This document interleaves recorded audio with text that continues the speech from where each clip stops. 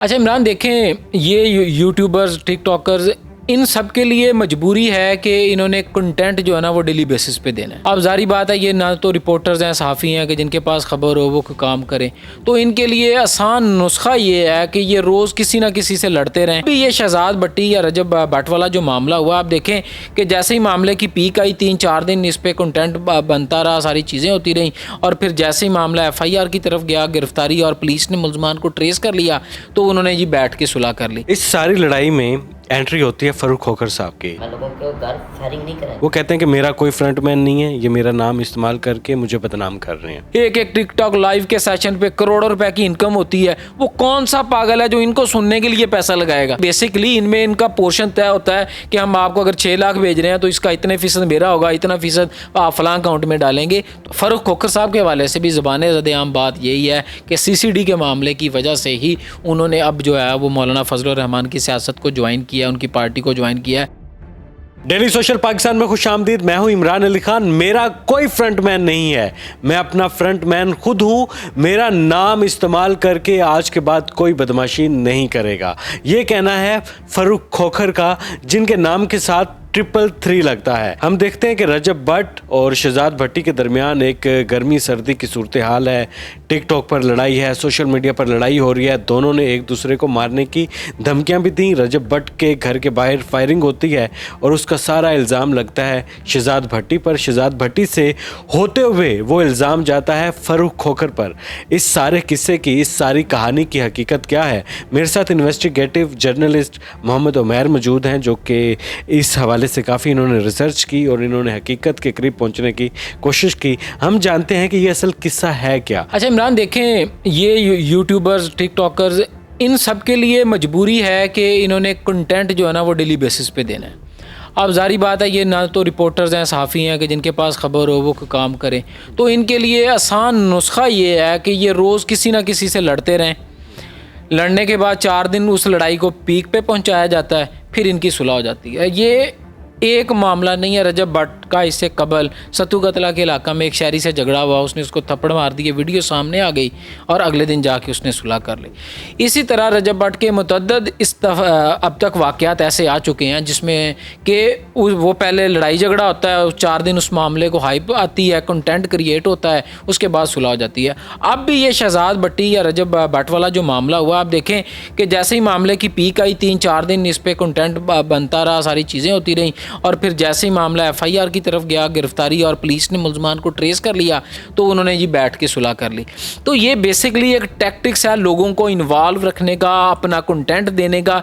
इसके अलावा जो है ना वो ये कोई चक्कर नहीं है, कोई मामला नहीं है कि इनके कोई लड़ाई झगड़े क्यों नहीं इख्तितामी मराहल तक फिर पहुँचते। अगर ये सब बदमाश हैं, कोई अपनी गैरत का मामला है, इज़्ज़त का मामला है, आपके घर पर फायरिंग हुई है और आप उसको बदला लेना चाहते हैं, तो फिर आप क्यों नहीं इस मामले को हतमी मराहल तक पहुंचाते हैं? क्यों हर मुकदमे में आपकी सुलह हो जाती है? तो वजह सिर्फ यही है कि कंटेंट क्रिएशन जो है वो, उसके लिए ये सारे फड्डे और ये सारे लड़ाई झगड़े जो है ना वो होते हैं। और ये जो टिकटॉक लाइव पे दूसरे को माँ बहन की गालियां देते हैं, सब लोगों को पता है जो टिकटॉक लाइव पे जाते हैं कि वहाँ पे कामयाबी वो है जो सबसे बड़ी गाली देता है, जो सबसे ज़्यादा फड़ियाँ लगाता है, सबसे ज़्यादा धमकियाँ लगाता है, वो सबसे ज़्यादा कामयाब है। और इसी कामयाबी के लिए एक बंदा दूसरे को धमकियां देता है, दूसरा तीसरे को धमकियां देता है, फिर उसमें से लड़ाई होती है, लड़ाई 4 दिन चलती है, उसके बाद जब बात पुलिस तक जाती है, शनाख्त तक जाती है, उसके बाद ये जो दो नंबर लोग हैं, रंगबाज सारे जो हैं, वो फिर बैठ के सुलह कर लेते हैं। ये सिंपल सा इनके सिनेरियो है इनका। इस सारी लड़ाई में एंट्री होती है फारूक खोखर साहब की, जिन्होंने हाल ही में मौलाना फजल रहमान साहब की जमात को ज्वाइन किया। वो कहते हैं कि मेरा कोई फ्रंटमैन नहीं है, ये मेरा नाम इस्तेमाल करके मुझे बदनाम कर रहे हैं। देखें, ये जितने भी ये काशिफ ज़मीर की बात कर लें, काशिफ भट्टी, इसकी भट्टी साहब की बात कर लें, या दीगर छोटे मोटे ये जो भी गली के गुंडे बदमाश जो हैं घूम रहे हैं, इनका बुनियादी तौर पर किसी ना किसी छतरी के नीचे होना ज़रूरी है। कोई कभी अपना तल्लक तीफ़ी भट्ट से जोड़ेगा, कोई गोगी भट्ट से जोड़ेगा। टीपू ट्रका वाला ज़िंदा थे तो लोग उनके साथ अपना तल्लक जोड़ते थे, अब फारूक खोखर है तो लोग उनके साथ अपना तल्लक जोड़ते हैं, सिर्फ लोगों को दिखाने के लिए, डर के लिए, खौफ के लिए, क्योंकि वो खुद खुद तो कुछ ऐसे है नहीं। अब ये काशिफ ज़मीर की बात कर लें, मुतअद्दिद दफ़ा पुलिस ने इस पर मुकदमे दिए हैं, फ़राड के दर्जनों मुकदमे हैं इसके ऊपर। ये सोना जो पहनता है वो जाली है, लोगों को डराने के लिए ये गनमैन मुतअद्दिद दफ़ा माफ़िया मांग चुका है, लेकिन फिर इनकी वही लोगों को डराने के लिए चौथे के दिन कोई ना कोई इन्होंने जो ड्रामा है वो किया होता है। तो इनके ये लिए ज़रूरी है कि किसी ना किसी बड़े का नाम जो है ना वो अपने साथ जोड़ें, ताकि अपनी जान खलासी के लिए ये सब कुछ करते हैं। और इसी वजह से फ़ारूक खोखर ने कहा है कि जी मेरा इनसे कोई ताल्लुक़ नहीं है, मेरा नाम लेके जो भी बदमाशी करता है वो मेरा फ्रंटमैन नहीं है, मैं अपना फ्रंटमैन खुद हूँ। अच्छा, इस पर शहजाद भट्टी का भी एक पैगाम आया, उन्होंने कहा कि मैं सारी चीज़ों को क्लियर करूँगा बाद में, ठीक है, और उन्होंने नाम भी लिए शायद। तो आपको लगता है कि ये किस्सा ख़त्म हो जाएगा, ये आगे बढ़ेगा? मैंने आपको बताया कि कुछ भी नहीं होगा। ये इतने ज़ुबान के पक्के होते तो फिर वो अपनी बात का पैरा देते। ये भट्टी साहब की कोई पहली लड़ाई नहीं है, इसे आप भी जानते हैं, हम भी जानते हैं मीडिया में होते हुए कि मुतअद्दिद दफ़ा इसके लड़ाई झगड़े कभी किसी से कभी किसी के साथ जो है ना वो सामने आ सकते हैं। वो DIG ऑपरेशन साहब ने कहा था वो कौन से बदमाश हैं जो घर से नहीं निकल सकते और बैठ के बस जो टेलीफोनिकली और वीडियोस पे जो है ना वो धमकियां देते हैं। तो ये इनका काम है, आज इसके साथ मसला है, कल उसके साथ मसला है, आज इसको धमकियां, कल उसको धमकियां। तो यही काम ये करते रहेंगे क्योंकि ये इसी काम के एक्सपर्ट हैं। और अब टिकटॉक लाइव पे आपको पता है लाखों करोड़ों रुपया लोग सिर्फ इस वजह से ही कमा रहे हैं कि कौन बड़ी धमकी देता है। तो इस वजह से ये सिलसिला चल रहा है। अच्छा, आपने वादा किया कि आप इस पर रिसर्च कर रहे हैं कि ये सेंडर कौन होते हैं। ये देखें, अब तक जो मेरी इतलात है मैं इस पे बल्कि मज़ीद वर्क भी करूँगा, हम इस पे इंशाल्लाह एक अलग से प्रोग्राम भी करेंगे। ये बेसिकली जो ब्लैक मनी है, देखे किसको शौक है जी वो 1 लाख रुपया जो भेज रहा है, कोई 6 लाख भेज रहा है, कोई 20 लाख भेज रहा है, एक टिकटॉक लाइव के सेशन पे करोड़ों रुपए की इनकम होती है। वो कौन सा पागल है जो इनको सुनने के लिए पैसा लगाएगा? ठीक है, लोग चलें ठीक है, यूट्यूब को सुनते हैं, फ्री में सुनते हैं, फेसबुक को सुनते हैं, फ्री में सुनते हैं, लोगों को सुनते हैं, यूट्यूब आपको आपके व्यूज़ का पे करती है। लेकिन वो कैसे पागल लोग हैं जो इनको सुनने के लिए पे करते हैं? तो बेसिकली ये ब्लैक मनी है, जिसको वाइट करने का एक तरीका ये है कि जो इनको गिफ्ट्स भेजे जाते हैं, फिर उस पर एक परसेंटेज का मामला होता है। इब्तदाई चीज़ें हैं, इंशाल्लाह इस पर हम एक अलग से प्रोग्राम करेंगे ज़रूर, कि ये जो मनी होती है जो इनको गिफ्ट करते हैं, बेसिकली इनमें इनका पोर्शन तय होता है कि हम आपको अगर 6 लाख भेज रहे हैं तो इसका इतने फ़ीसद मेरा होगा, इतना फ़ीसद आप फलां अकाउंट में डालेंगे। तो ये इस तरह से करके गिफ्टिंग जो है ना वो की जाती है। अच्छा, CCD एक अदारा लॉन्च हुआ है, उसके डर है, इस वक्त खौफ है लोगों में पाया जा रहा है, और बहुत सारे लोग कह रहे हैं कि फ़ारूक खोखर साहब ने भी मौलाना फजलुर रहमान साहब को इसीलिए ज्वाइन किया है कि CCD आ गया है। देखें, ज़बान ज़द आम बात तो यही है, क्योंकि इस वक्त हमने देखा है जब से CCD सामने आई है, पुलिस मुकाबले हुए हैं, 200 से ज़ायद लोग इन मुकाबलों में मारे जा चुके हैं 1.5 से 2 माह के दौरान कुछ, और इसी तरह दर्जनों जो हैं वो ज़ख्मी हैं। तो एक डर और खौफ की लहर तो जो बदमाशी की फील्ड में आप कह लें, या बदमाश हैं या अपने आप को बदमाश समझते हैं, कब्ज़े करते हैं, डकैतियाँ, कत्ल, शूटर, इनमें एक डर और खौफ की फ़ज़ा तो है। हमने लोगों को माफ़ियाँ मांगते, कुरान पाक पर हलफ देते सुना है।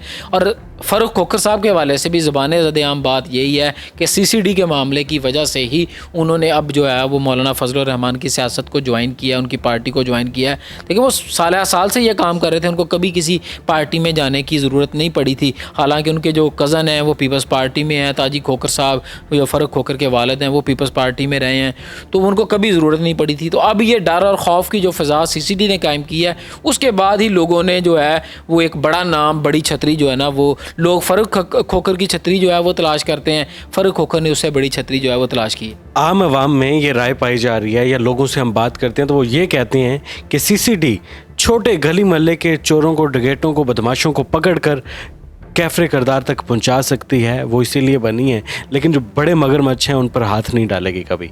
ऐसा होगा या ऐसा हो रहा है? नहीं, देखें, हमने ये तो देखा गली मोहल्ले के जो बदमाश होते हैं, मरकज़ी मसला तो उनकी वजह से ही होता है कि जी वो किसी को 1000 के लिए, किसी को 2000 के लिए, किसी को 5000 के लिए। तो हमने देखा है इसमें कुछ दर्जनों मुकदमात वाले लोग भी हैं, 100 से ज़ायद वाले दर्जनों लोग हैं जो अब तक मारे जा चुके हैं। वो गली मोहल्ले के बदमाश नहीं थे, बैनुल अज़लाई गैंग से उनका ताल्लुक़ था।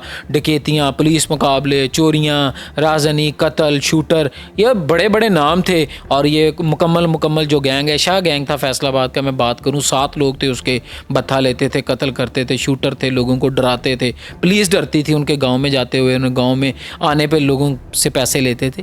तो बड़े बड़े उन्होंने जो गैंग्स हैं उनका भी खात्मा किया है, और जो जराइम की दुनिया से वाबस्ता हैं उनके खिलाफ मेरा ख्याल है कि इस वक्त एक बैलेंस कार्रवाई जो है ना वो चल रही है, और हर शहर में जो है ना वो जराइम में अगर कमी हो रही है तो उसकी वजह CCD ही है।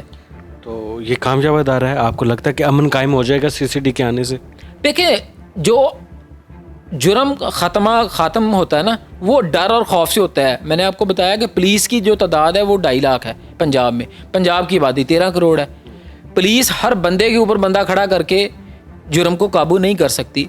डर और खौफ होता है किसी भी मुजरम में कि अब वो अगर जुर्म करेगा तो वो पकड़ा जाएगा। ये जो खौफ होता है ये जराइम में कमी लाता है। CCD ने ये खौफ जो है वो यकीनी तौर पर पैदा किया, और इसी वजह से जराइम में जो है वो कमी आ रही है।